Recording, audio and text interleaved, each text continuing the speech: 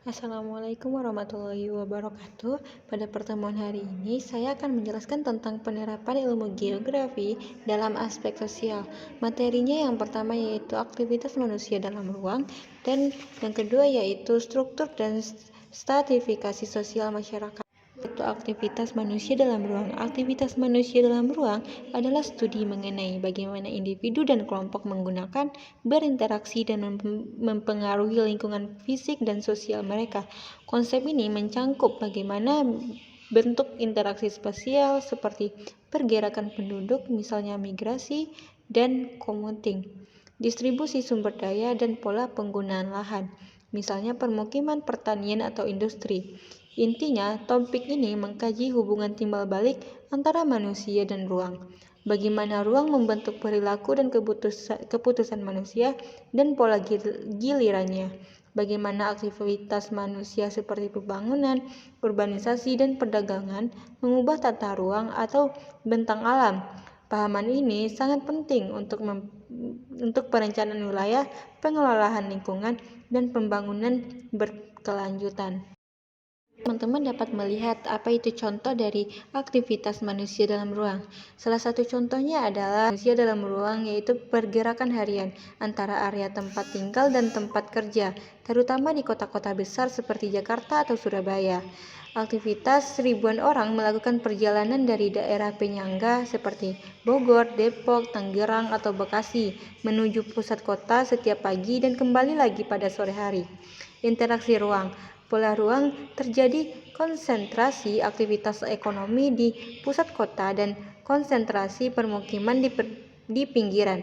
Konsekuensi pergerakannya masih ini menimbulkan masalah ruang seperti kemacetan lalu lintas dan kebutuhan akan infrastruktur transportasi seperti KRL, Transjakarta, atau MRT, yang merupakan respon manusia dalam pengelolaan ruang pergerakan.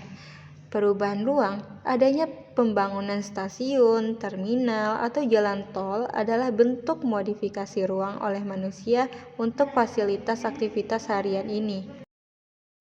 Nah, yang kedua yaitu struktur dan stratifikasi sosial.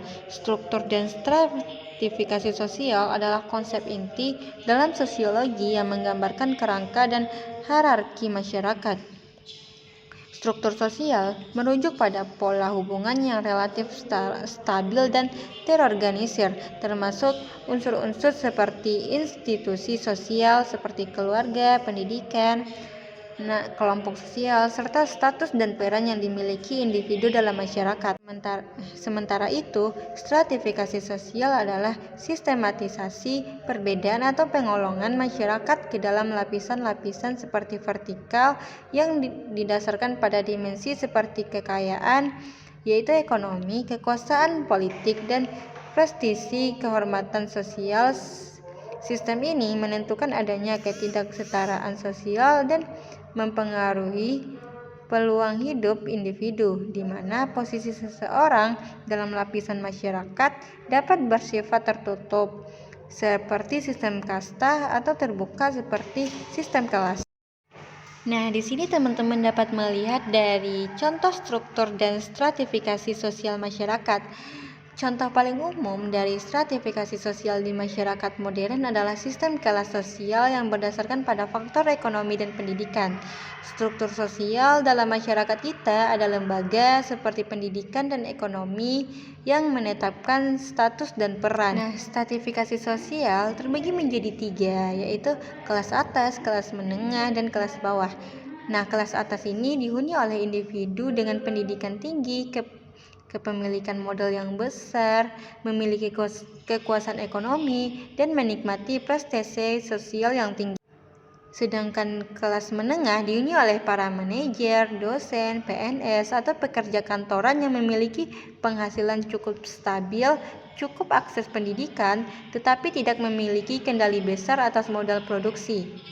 Sementara untuk kelas bawah dihuni oleh para pekerja upah harian seperti buruh pabrik tanpa keahlian khusus atau petani gurem yang memiliki penghasilan rendah, akses terbatas terhadap pendidik, dan kekuasaan yang minim. Implikasinya, posisi dalam stratifikasi ini, misalnya berada di kelas atas, akan sangat mempengaruhi akses terhadap fasilitas hidup, misalnya rumah sakit berkualitas, sekolah terbaik, dan peluang untuk mobilitas sosial, kesempatan untuk berpindah ke lapisan yang lebih tinggi. Baiklah, sekian penjelasan dari saya. Sampai jumpa di pertemuan selanjutnya. Assalamualaikum warahmatullahi wabarakatuh.